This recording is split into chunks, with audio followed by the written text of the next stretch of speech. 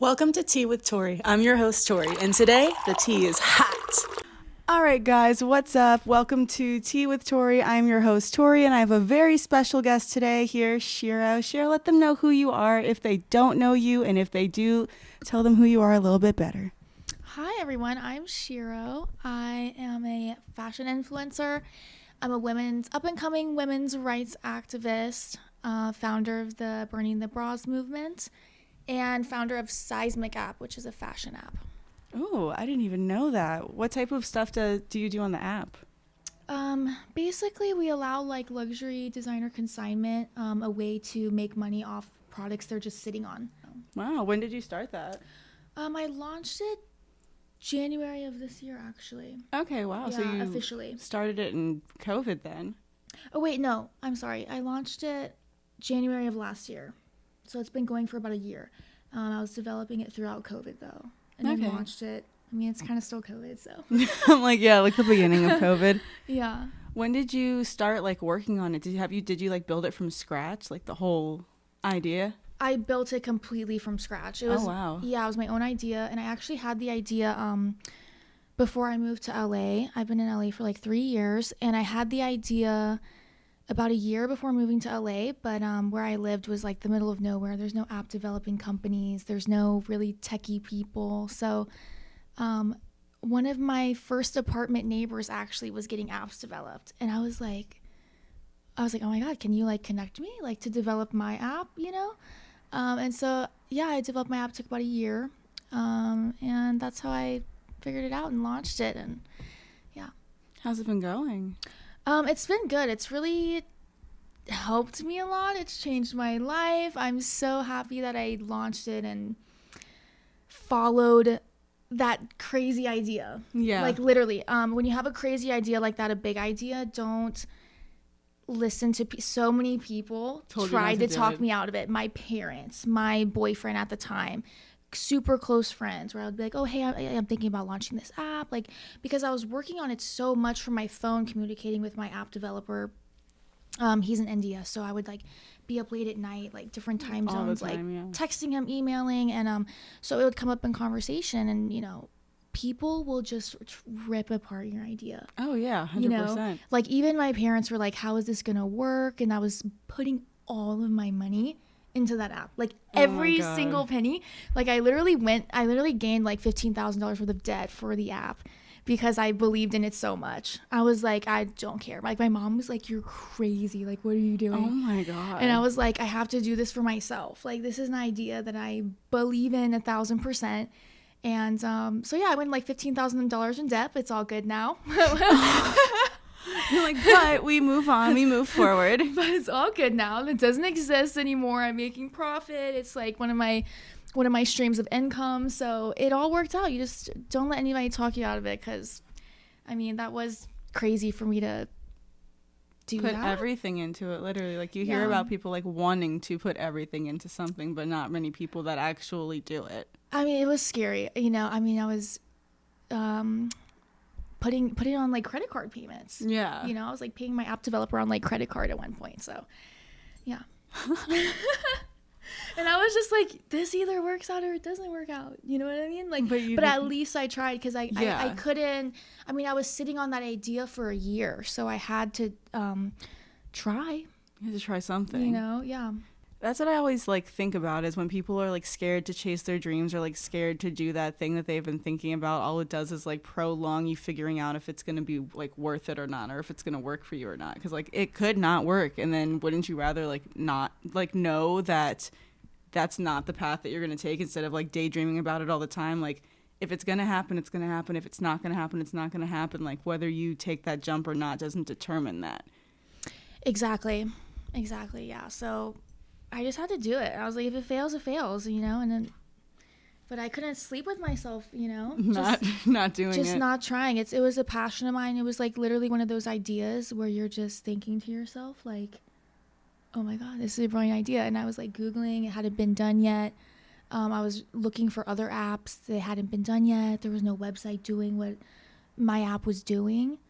So I was like, yo, I gotta do this before somebody else does it. Literally. That's what I was thinking. I was like, I need to launch this before somebody else launches it and get it copyrighted and everything. What was your moment that you thought, like, this should be an app? Like, were you, like, drinking a cup of coffee with your friend and you were like, you know what would be great? They're actually... Well, it wasn't that I needed it, actually. It was, I don't know, I was laying in bed at night and I was like, all of these apps, I was like, there's an app for like everything. For like renting houses, renting cars. I was just going through my head like, oh my God, there's an app for everything. Like, you can't like make an app. Literally. Or whatever.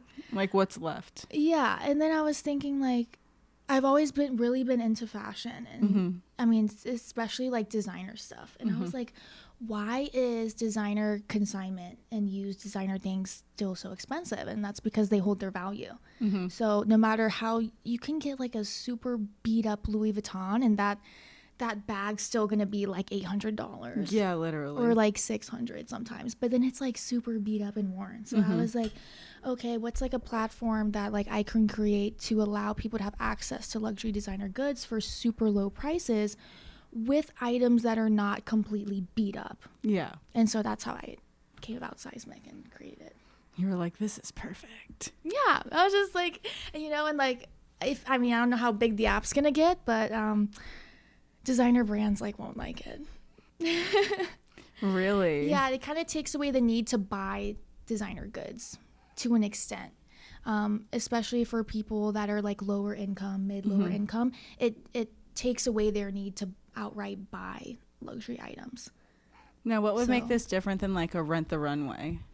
I get asked that all the time. I know. I feel like that's like a question people would ask that I want everyone to know. Like, this is the difference now. The difference is like Rent the Runway's a subscription. Okay. So I think, and it's also kind of an expensive subscription. I think it's like a minimum of $150 a month. I could be wrong. They could have gone down to like 90 or something.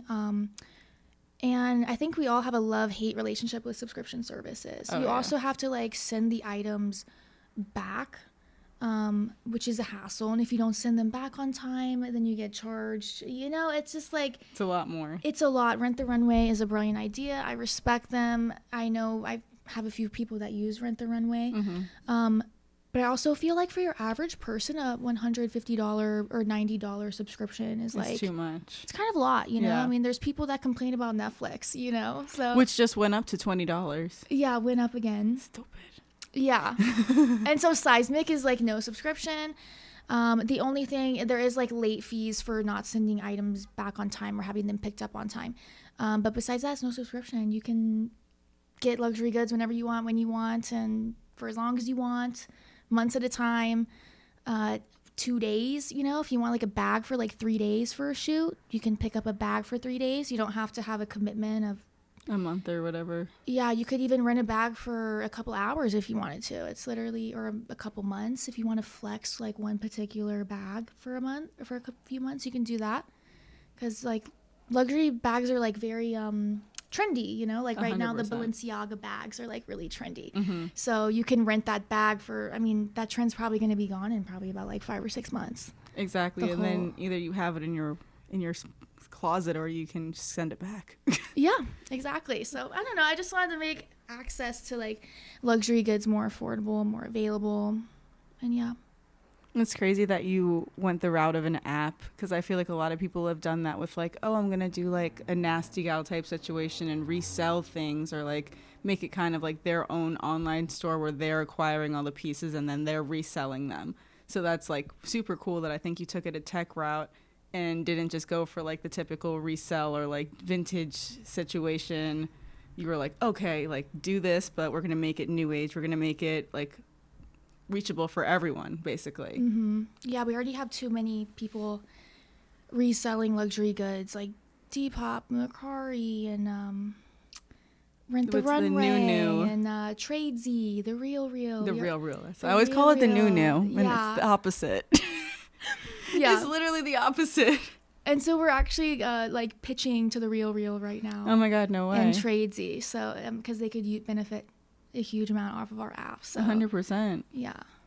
So in the beginning you said up and coming. women's rights activist? Why do you say up and coming and not just women's rights activist? Well, because not everybody knows who I am, you know? What does that matter? I know, I should own it. You know who you are. I should own it. But yeah, I mean, I'm pretty well known. That like, I moved to LA for modeling, realized that wasn't my passion. It's not. Where'd you move from? North Carolina. Okay. Middle of nowhere. Small town. Like, Small town. Small town. How many people? I don't know how many people, but let's just say there was, 28 people in my graduating high school class. Oh my God. So small. If that could give you an idea. We all know each other, you know, graduating high school, we all know each other. We're like family. Like, it's only 28 people, you know? So are you like a little celebrity when you go home? Does everyone know like what you are and what you're doing, and everyone talks about you and they're like, oh my God, Shero's home. Oh my God, she's back. She went to that Starbucks. Did you see her getting Starbucks the other day? Oh my God, she was wearing all designer. I mean, we can't even afford like any of that. Oh my gosh. Kind of, but I kind of dig it too. But then also, like, when I go back, I'm also like, you know, we'll be going to like Walmart. They have Walmart back there, not like Target and whatever they have here in LA. I like go to Walmart and I'm like, oh my God, I hope nobody sees me. Does everyone see you? Sometimes, but I just like don't want to see anyone. I'm just like. No, I feel like I have friends like, because I come from New York, which is so not a small town. Like literally, no one gives a shit when I come home. I would rather get seen here. I like it when I get seen here in LA. You're like, notice me in LA. Yeah, notice me in LA, but like going back home is kind of like, I don't know, kind of weird. I guess because I have like bad memories there, so I feel that me kind of getting seen there is like pulls like kind of like sad negative emotions, yeah. But it's also like happy at the same time because it's like, wow, look at how like the tables have turned and like that type of stuff. So. Yeah, that makes a lot of sense. Okay, so women's rights activist. You moved from North Carolina and you came to LA. I did, yes. And that led you into the women's rights movement, or were you? Okay. Were you about it before you came to LA, or did LA just bring it out of you? I think I was always like really super like women power, you know, like really just like a woman's woman, you know, and I grew up with a very strong, inspiring mom. Like my mom is a freaking beast. Like she is a boss babe. She has like 3 companies. She came from nothing. My mom came from like living in like a trailer, like nothing, like middle of the North Carolina country land trailer, like zero opportunity. Yeah. To now she's like, I don't want to say how much money she has or anything like that, but like Ozark vibes. Yeah, I don't want to put her on blast, but she came now to basically she has everything she could possibly want more. Yeah. And so, you know, I always saw my mom as like, you know, my mom was just a very strong businesswoman. You know, she would go in there and pitch to the men, and you know, I would hear her on conference calls with like majority men. Like she just killed it. She killed it in business, and so that kind of made me like a very, like women empowerment type of person. I was naturally a very strong female because I grew up seeing such a strong female. Yeah, you know, a female that made her own money. Told me not to depend on a man. You know, she didn't depend on a man. She came from nothing. So, you know, I just kind of flew with that. And so when quarantine hit, when was that? 2020? Yeah. March of 2020. I got like freaked out because the National Guard started rolling in LA. You know, so that was scary. Yeah, that was definitely really scary. That was a terrifying moment. That was scary. So what I forgot that happened. Yeah, when the National Guard was rolling in. So my parents called me and they were like, you need to come back home, like until this virus like settles. Fast forward 3 years, it's still settling. Imagine if you had gone home. So many people went home. I did go home. You did go home. Yeah, so that's how I launched my movement. I went back home for 3 months. I think like March, April, May. I think I came back actually in July. Maybe it was a little bit longer. When I stayed in my parents' beach house. And I was literally just tanning every single day, like living the life, the quarantine life. Quarantine life, dude. It was a different life. Mine was great. Like a lot of people's was bad, but mine was great. Like just being on the beach with my parents, condo, like literally every single day eating crab legs and steak, like, you know, just waiting for the spread to happen. Literally. You know? Oh my God. Yeah. That sounds incredible. So, so I was tanning on the beach, you know, that's what I was doing day in and day out. And then like this video surfaces on the internet, on Instagram, Facebook, everywhere of this lady named Sam. She got arrested or detained. I want to be like correct. She got detained. She didn't get arrested. They almost arrested her, but she got detained an hour away from where I was laying on the beach every single day.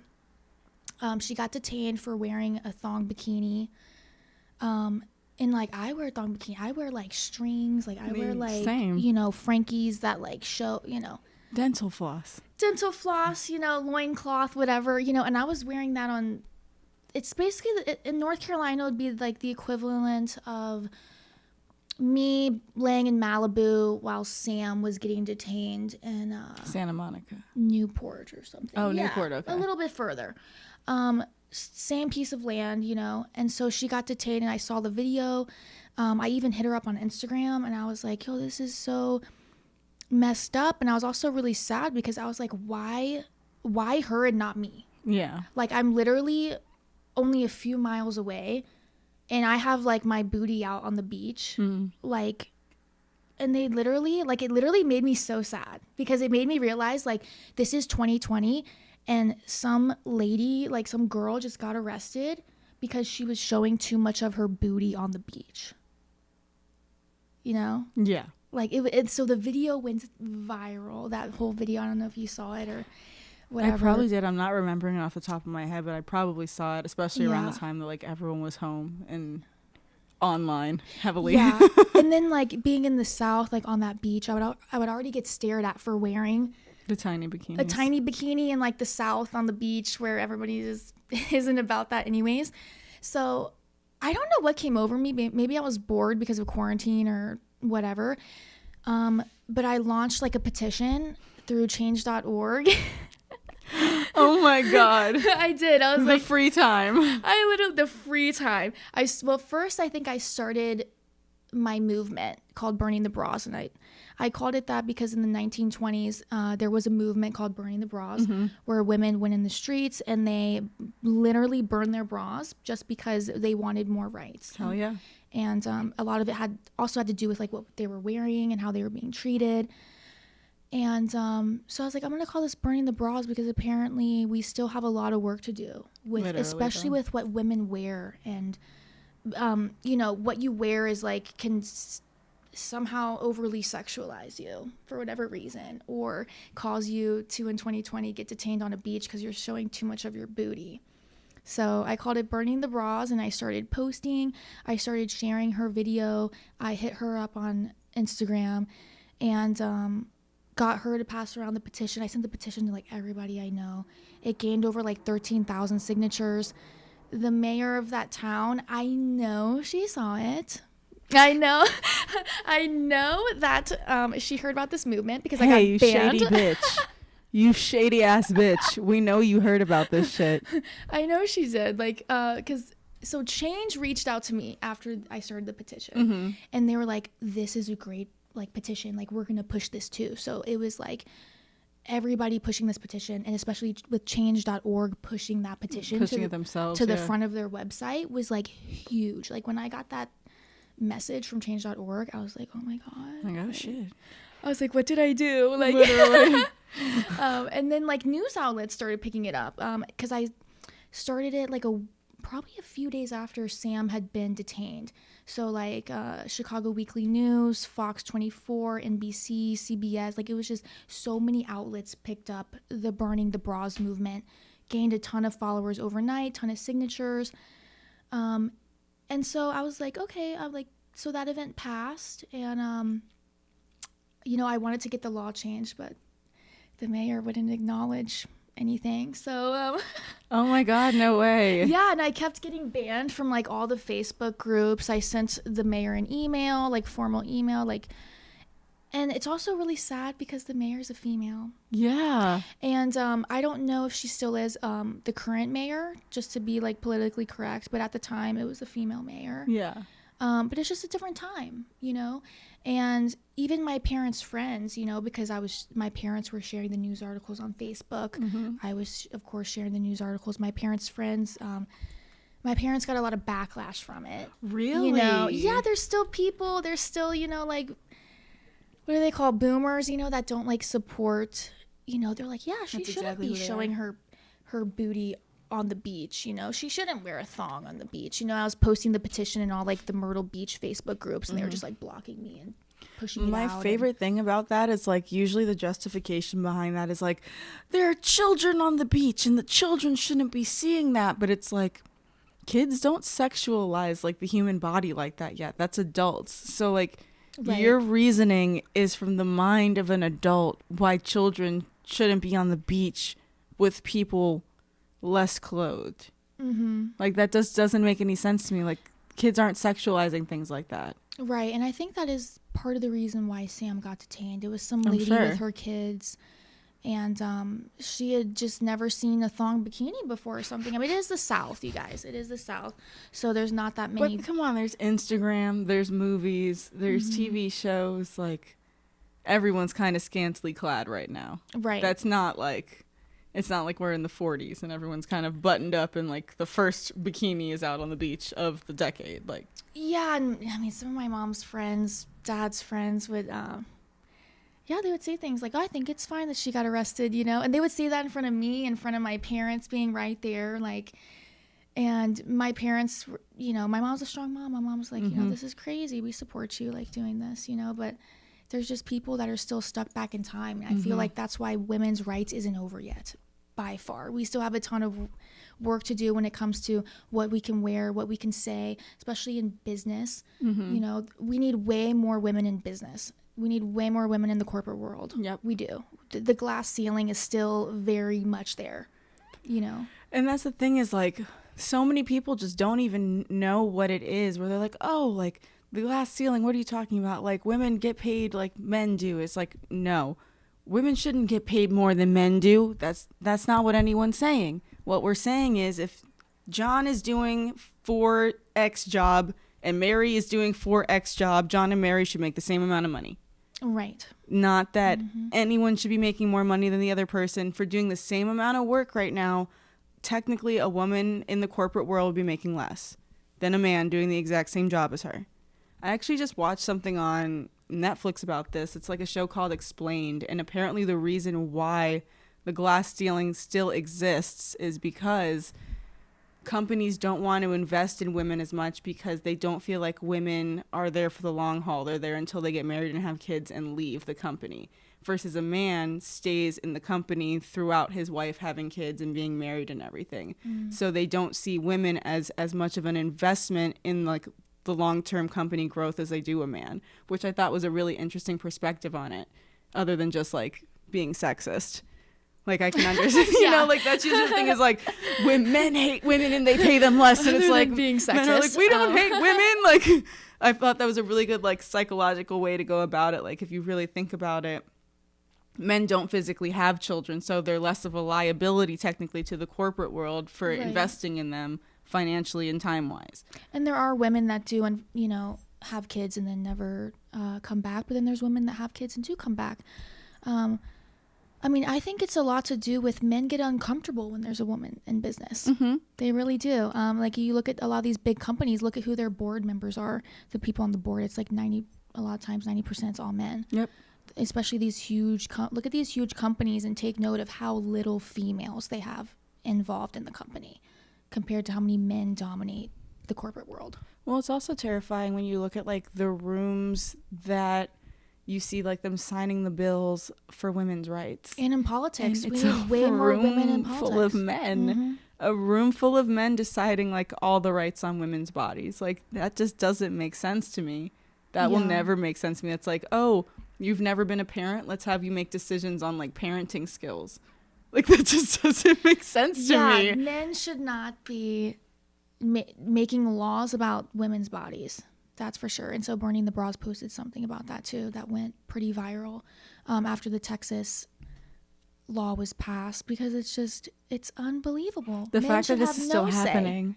Yeah, and the fact that it's still happening, the fact that we're still arguing over abortion, what women can wear, pay, the fact that women still struggle to get involved in the corporate world and get promotions and get treated equally in the workspace is still a huge issue. We need way more women in politics and in the corporate world. But then I almost feel like there's sometimes where you see this like reverse effect where like a woman does get into the field and then they get super like guardy of the field. They're like, I made it in here so no one else can make it in here. Like I am the woman in the room. Like there can only be one. So I feel like it's just as much like a responsibility for men, yes, but it's also a responsibility for women. If you do get in a place where you can lift another woman up, not just like joining into the boys club to fit in, or not just like kind of like defending your position in a way that makes it feel like no other woman can come into the room without you putting them down or making them feel even more uncomfortable than the man does sometimes. Because I've witnessed that numerous times. I have like too, yeah. You're going to make this woman feel so uncomfortable being in this room because you want to make sure that you are like the more respected woman in the room because you feel like your spot is at risk. Because you've made it. Yes. And the other females haven't. I've exactly. definitely experienced that in the workplace, which is very sad because, I mean, I love helping other females because I've had quite a journey myself. So anytime I can help another female, I love it. I love doing that. I want to see other females succeed by far, even be better than me, be greater than me, you know, like literally. I love that because we need more strong, powerful, confident, determined females in this world for sure. And definitely the biggest strength to me is like knowing that lifting someone else up has nothing to do with your own strength. Like it doesn't take away from you at all. If anything, it shows how strong you are, that you feel like so confident in yourself that you're willing to lift someone else up and put the spotlight on someone else for a second, or give that person the opportunity because you hear someone talking about something that they would be good for. Like that's one of my favorite like meme quotes that goes around is like women that talk about other women in a room full of opportunity. And I'm like, yes. Yeah. That is fire when you're just like, you know, because you always hear people talking about like, oh, I need someone that can do blah, blah, blah. Just like being like, I know someone that can do that. Let me send you her page, his page, whatever, whoever it is. But just like, not just with women, but with everyone, just like being a good, helpful, strong person that looks out for other people even when it doesn't benefit yourself. And I feel like it's definitely, the altruistic bone is definitely very far and few between in this world. 1000%. I mean, I used to have an assistant when I was developing my app. And it's like I needed one, but I also like kind of didn't. But it was a really close friend of mine. So I was like, okay, I'll pay you $100 a day to like help me out because she just really needed help. You know, she was just looking for like some extra cash. And I was like, you know, I really didn't need her as an assistant, but I literally did it and paid her just to help her out because she was a close friend, you know. I was like, if you want some extra money, you know, I'll tell you what to do and this and that. And I did that for quite a few months just to help her out while she was transitioning jobs. So. Wow. And this is all while you're building an app and going into financial debt. Wow, I was in debt. Like literally. Oh my God. I was paying her like while I was in debt just because I just wanted to help her out. You're crazy, man. I don't like to see women struggle, especially if they're out here in LA and they're alone. Oh, I feel that. LA is a monster. It will chew you up and spit you out, and you'll be moving back home in a few months if you don't have a good support system, a good plan, a good, you know. So I always love to help females, especially when I find out they're out here and they're alone or they have very little resources and stuff like that. Did you plan your move out here, or was it a spur of the moment thing? Mine was spur of the moment. I feel like it always is with LA. You hear about like, oh, I went to LA on a vacation and I never left, or I like went for like a month or two and then I never left. Yeah, mine was, I mean, it was planned, but when I did it was spur of the moment. So I had been talking about it for like 2 years. I had dropped out of college to save up money. So I picked up like 3 jobs. I was waitressing, bartending at a club, and then taking like a babysitting job here and there. And I was doing that partially while I was in college too, for part of college. So I was just like working my butt off to save money to move here. And then when I moved here, So I did that. Then I started running a spa. Long story short, because there's a long story how I came about running a spa. But I was running a spa, and then. Wait, I need to know, how did you find running a spa? That's so random. I know, and not many people know that about me, because when I was on the come up, I was like very, now I'm not embarrassed, because it's like, look at how far I've come. Yeah. But when you're in the come up, you're kind of like embarrassed. You want to keep it like on the low. You're like, oh, yeah, I'm a bartender on the side. I had to eat that shit real quick because I moved to LA and instantly became a fucking model caterer. So I'm at all the fucking big time events that I'm also getting invited to by my agent fucking catering with all my like club promoter model friends. They're like, are you passing out hors d'oeuvres? I was yeah, bitch, I am. You're here for free and I'm making money. Get out of my fucking way or take this cheese puff. Yes. Oh my God. Yes. Like, you just gotta own it. Sometimes you just gotta hustle like that. So basically I dropped out of college, went into college again because I needed something that could make me a lot of money kind of quickly, or just make me more money in general. Needed more funds. Yeah. So I need more money. Yes. I just needed more funds. Yeah. So I went to esthetician school, graduated. That was like 10 months of school. Started working at one spa, left, ended up at this spa. The owner decided to up and move to Florida. So I was running the spa completely. Oh my God. It was great though. It was good. And that's what helped me save up money to move here. Way more money than when I was bartending and waitressing, working 3 jobs. Oh yeah. So I saved up money and ended up moving to LA last minute. I mean, I had always talked about it. This is what I've been working 2 years, 3 years to save up money Building for. Yeah. Basically, I broke up with my boyfriend. I moved out of the apartment. I went to live with my friend Gloria. I was just renting a room from her because I was like, look, I'm about to move to LA. I was kind of manifesting it, but I don't think I was really going to do it. I was you weren't ready to pull the plug yet. I wasn't ready to pull the trigger. So I was living in her, renting a bedroom from her, running the spa, saving up money. And then fast forward, the owner, comes back. We're arguing over percentage of who owns what of the spa at this point and who gets this money, and that it's like a business. You're you haven't been here. It's I've been doing everything. Yeah, we had some business of who gets what money and this and that, and who's what percentage of owner are you and percentage of owner are me, whatever. So I ended up leaving. I ended up basically walking out on the job, which I've done 3 times in my life. Oh my God. The drama. I recommend people to walk out on jobs, but I also don't do that unless you have a bag. Yeah. You got to have some money set aside before you walk out on a job, because I've walked out on 3 jobs, and both times, or all the times, I had some money to sit back on until I could find another job. So, I had lost my boyfriend, moved out of the apartment, lost the spa because I just walked out. I was just forget this. This isn't my passion anyways. Forget Literally. this. And so I was just where do I go? I lost my job. I lost my boyfriend. I had lost kind of all my friends just from doing my own thing for so long. Being I had busy, having a relationship, being moving. busy, yeah, all that stuff. So I was just and then I was starting to look for another job, running a spa. Couldn't find any. I went through the whole city, spa by spa, looking for a job, and I couldn't find a job. Nowhere. That's crazy. I always tell myself in life, always forward, never back. Mm-hmm. So my mom was like, well, maybe you should pick up a bartending job. And that hit me the wrong way. You're I gotta go. That hit me the wrong way. Because I have this thing for me, always forward, never back. Yeah. And I told myself, I was I am not going back to bartending or waitressing. It will be it'll be the death of me. So what's my option?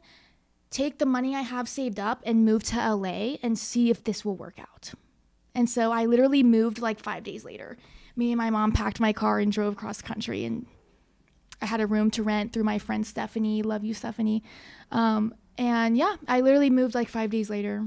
Oh my God. I had to transfer like all my clients from the spa to like another spa because they were all like, where are you going? yeah, they're like, what's happening? Where are you going? And I was just like, I'm moving to LA, long story short. And you guys can, you know, I recommend this spa instead, like this lady instead.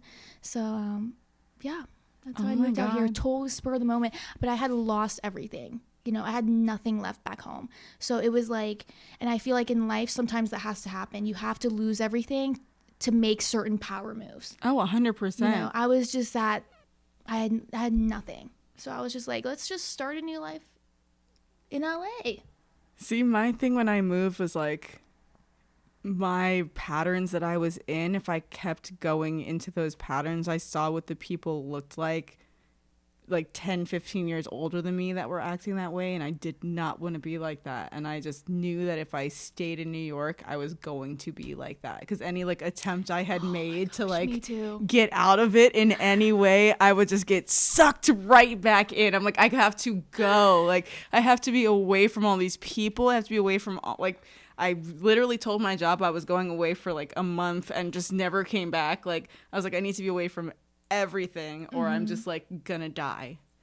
And that was my fear, was just staying in that hometown, you know, whether big or small. I know you came from like New York City, but literally still that's a small ass town to me. That's a fucking island, Manhattan. Yeah. It is. I could not go to any club at a certain point without like seeing an ex, like, and you know how that emotional that is when you're fucking like 20 years old and drunk in a club, like crying in the club because my ex-boyfriend didn't say hi to me when he shouldn't have said hi to me because it's my ex. It's like weird shit. Yeah, sometimes big cities are actually small. You know, everybody knows everybody. Everybody's more connected than you think. But that was my fear, just not moving to LA and always saying, like, what if?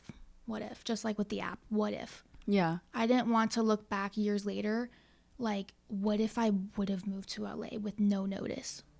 You know, after I just walked out on my job. What if I didn't go into debt for my app? You know, like, yeah. I don't like thinking those things. I don't want to ever have any type of regret, you know, when I'm like 60 years old, you know, so you have to live for yourself now. Well, that's 100% for yourself. Like, I always say, like, people that have midlife crises, it's because you've been living for someone else, most likely your parents, and then they pass away when you're midlife, and then you're like, oh my God, like, I did all these things for my parents, and now there's no point in it because they're no longer here, and I don't know what, like, I'm living for anymore because I hate my life. So it's like... that's so true. Right? That's so true. You know, like, I could have stayed back and got a bartending job. And who knows? You could have managed the bar. You could have moved up to managing the whole goddamn thing. Like, yeah, like, oh my gosh. So sometimes, and that's another thing I learned in life is like, yes, listen to your parents, but if your heart is telling you to do one thing, you have to do it. You have to do it. My mom was so mad at me for going into debt for my app. So mad. I'm sure. So mad. She kept, you know, I think at the time my credit card bill was still getting sent back home. I think at the time I didn't switch to yet, didn't think about it, and so she would like see the bill. What is happening? Yeah, she would see the bill, and that's when I realized I was like, oh my God, the bill's still going back home, and she was like mad at me because she kept seeing the whatever, but like to pay my developer, the charge is going up and up and up. Oh my God. What are her businesses? So my mom, she has like three. I guess like mainly two, no, like three. Her biggest thing was she's a credit card processor. She's the middleman for a credit card. So basically anytime you go to a store, they're paying a fee to let you use the credit card. So that fee goes to my mom. Like depending on what region of the country you're in, what store you're at, she's getting like 10 cents like per swipe or whatever. That's insane. Something like that. So like the more stores you have, the more money you make, and people use credit cards everywhere. Literally. So she does that. And then her other company is like a diet and weight loss company. And then through that, she started her other company, which is like healthy salad dressings and marinades. Oh, fire. And stuff, which is in like Whole Foods on the East Coast. And no stuff. way. Mm-hmm. Yeah. That's so cool. I want to try her to get out here to get into Erewhon. Because it's like, it's super healthy. Like, no sugar, no carb. I mean, it's something Erewhon should be having. So totally have, because it's like the healthiest of the healthiest salad dressings. Trader Joe's too. Yeah. It sprouts, all of them. If you're healthy, you should have this. That's crazy. Yeah. Didn't you have like the lazy model diet that you were doing for a second? I did. So Sysmic took over that. But oh, 100%. It was going to be like a keto weight loss model. It was called lazy model diet because I don't believe you have to starve yourself to lose weight. No. Or and a lot of models do that. So I was like, well, this is the lazy model diet. This is a diet where you can actually eat. You're not going to feel like you're going to pass out. And you'll lose weight. And it's healthy. So, I was in the process of writing an ebook called Lazy Model Diet, Kind of Keto. So we'll see where that goes. I just got carried away with Sysmic and burning the bras. So yeah, those are two really important things that I feel like would definitely draw your focus. Yeah, I was like, the ebook can wait a little bit. It can wait. It can hold off. Yeah. So what would be the biggest tip that you would offer to someone that wants to start a movement? That just like you really feel like there's some injustice happening, and what's the first steps that you would tell them to take to like kind of start getting their ideas out there and start getting support in those ideas? Definitely. I mean, I kind of got really lucky with my movement because it got media attention. So I would tell someone like definitely start a movement based around something that's going on in the media right now. What's something that needs help, something that is often in the media that people are trying to raise awareness for or help out. Start there. I feel like if you make it too niche or too specific, it can be kind of a struggle. You know, my burning the bras wasn't anything in specific. It was kind of just raising awareness of, look at what just happened. We still have a lot of work to do. Yeah. For females in this country. So, I would just tell them to pick a topic that already is getting media attention that needs help. And then don't be afraid to reach out to these big companies. You know, like I reached out to change.org. There's another one I can't remember right now. But they listen. They listen to every, bless you. Thank you.